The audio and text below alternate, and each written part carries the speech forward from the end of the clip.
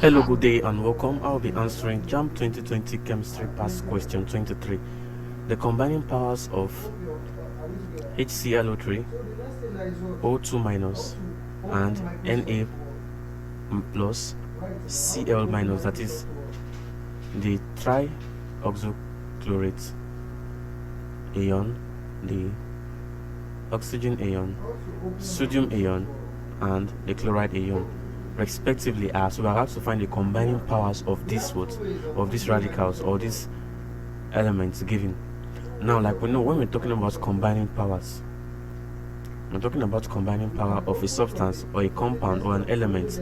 We're talking about the valency of such compound or element. Now, valency has no charge, it has no sign.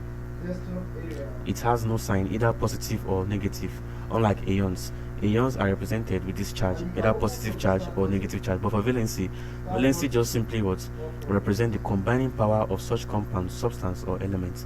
And so therefore, the combining power or the valency of trioxochlorate will be 1, that of oxygen will be 2 because it has no charge, that of sodium will be 1, and that of chloride ion will be 1.